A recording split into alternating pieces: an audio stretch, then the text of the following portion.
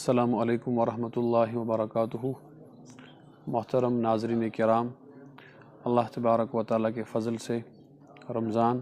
اپنے اختتام کو پہنچ رہا ہے، اور رمضان کی 29 تاریخ کے بعد عموماً ہم لوگ چاند کے ظہور کا انتظار کرتے ہیں۔ اگر 29 تاریخ کی شام کو چاند کا ظہور ہو جاتا ہے تو اس کا مطلب یہ ہوا کہ اگلی صبح عید کی صبح ہوگی، اور اگر اتفاقاً چاند نظر نہیں آیا تو یقیناً 30 کے بعد تو اگلی صبح جو ہوگی وہ عید الفطر ہی کی صبح قرار پائے گی۔ یہ جو رات ہوگی جس کی اگلی صبح میں عید الفطر ہو اور اس کی ابتدائی حصے میں رمضان کا آخری دن ہوگا، شریعت میں اس رات کو لیلۃ الجائزہ یعنی انعام کی رات سے تعبیر کیا جاتا ہے۔ احادیث میں جب ہم غور کرتے ہیں تو ایک حدیث ہمیں احادیث کی کتابوں میں ملتی ہے۔ پیغمبر علیہ الصلوۃ والسلام نے فرمایا، جب رمضان اپنے اختتام کو پہنچ جاتا ہے، فرشتے واپس اللہ تبارک و تعالیٰ کی بارگاہ میں چلے جاتے ہیں، جن کا کام رمضان کی نگرانی، رمضان کے امور کی دیکھ بھال ہوتا ہے۔ تو اللہ تبارک و تعالیٰ ان فرشتوں سے سوال کرتے ہیں کہ بتاؤ اس مزدور کی کیا اجرت جس نے اپنا کام بحسن خوبی انجام دیا؟ تو فرشتے جواب دیتے ہیں، اس کا بدلہ، اس کی مزدوری،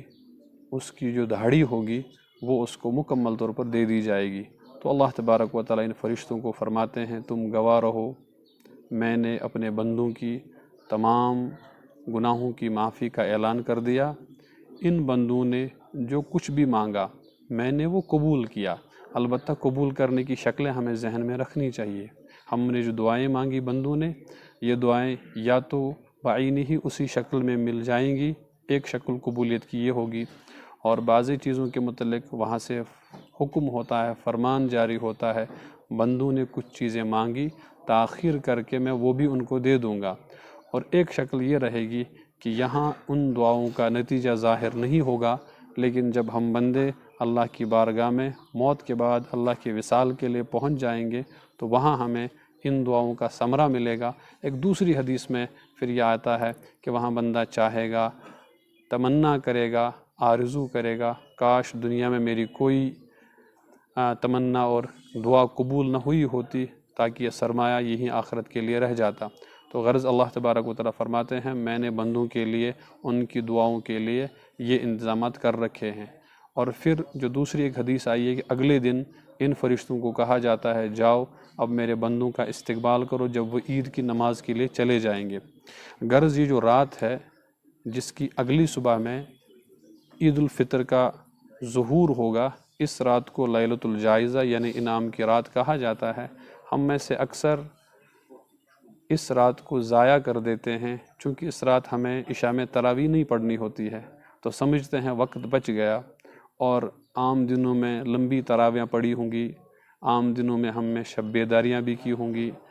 خصوصیت کے ساتھ جو 5 شبوں کا اہتمام اب ہمارے علاقوں میں پیدا ہوا ہے، بہت اچھا جذبہ ہے یہ۔ لیکن اب اس لیلۃ الجائزہ میں جب رزلٹ کا وقت آتا ہے، جب انعامات کا وقت آتا ہے، تو اس وقت ہم سو جاتے ہیں۔ اس لیے اس رات کو بھی اسی لیے جو اعتکاف میں ہے، اعتکاف جو ہی